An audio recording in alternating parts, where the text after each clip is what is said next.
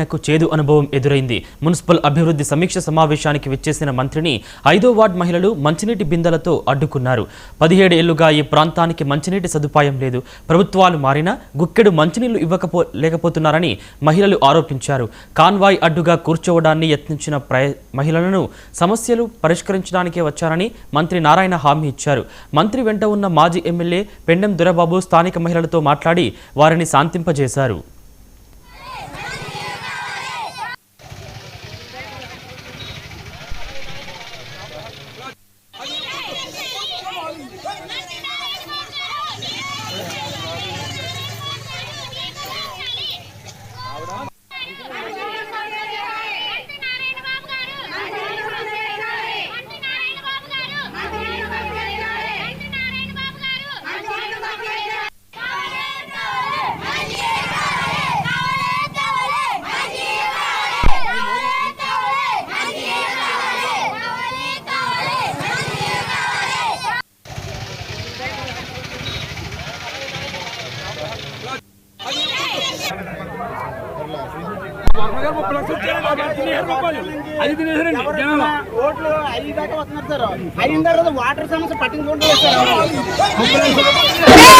ఇప్పుడు మేము ఇక్కడ నుంచోడానికి కారణం ఏంటంటేనండి, నారాయణ బాబు గారని నగర పురపాలక శాఖ మంత్రి చెత్త చూడడానికి మా ఊరు దాటి చూడడానికి వెళ్తున్నారు, కానీ మా ఊరిలో ఉన్న సమస్యను చూడడానికి మాకు ఎవరు రావటం లేదండి.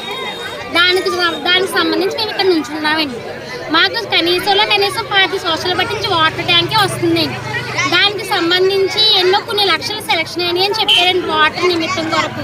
కానీ ఆ డబ్బు మా నగరానికి మాత్రం ఏ విధంగా వాడలేదండి. అది ఏ గవర్నమెంట్ ఏ ప్రభుత్వంలో మారిందన్నది మాకు తెలియదండి. కానీ ఇప్పటికీ మేము ఇంకా ఆశించానే ఉంటున్నామండి. ఓటు వేయండి అమ్మా, వాటర్ వస్తుందంటే వాటర్ గురించి ఓటు వేస్తున్నామండి. ఓటు ఇచ్చిన రూపాయి కూడా మేము తీసుకోలేదండి. కానీ ఈ జనసేన పార్టీలో అన్నా సరే మాకు వచ్చే అవకాశం ఉన్నది కదా అని ఈ రోజు ఇక్కడ నుంచున్నామండి. అప్పుడే 3 గంటలు పట్టించి నుంచున్నామండి. మేము ఎందుకు నుంచున్నామండి? కనీసం తాగి నీరు గురించే నుంచున్నామండి. మేము డ్రైనేజీ శుభ్రం అంటారా, అది ఎలాగలా జరుగుతుందండి. కానీ తాగి నీరే కలుషితం అయిపోయి వస్తుంది కదండి. మేము తాగి నీరే సరిగ్గా లేకపోతే మాకు ఆరోగ్యం బాగా ఉండాలి కదండి. ఆరోగ్యం బాగా ఉంటే వాటర్ బాగుంటే ఆరోగ్యం బాగుంటుందండి. ఆహార పద్ధతులు ఎన్నో ఉంటాయండి. ఆహార పద్ధతులకు సంబంధం లేదండి, వాటరే సంబంధం అండి. మరి ఈ ప్రభుత్వంలో అన్నా మరి మాకు వాటర్ వస్తుందని ఆశిస్తున్నామండి. ఈ ప్రభుత్వంలో కూడా రాలేదనుకోండి, ఇంక మా ఊరంతా దరిద్రం ఇంకెక్కడ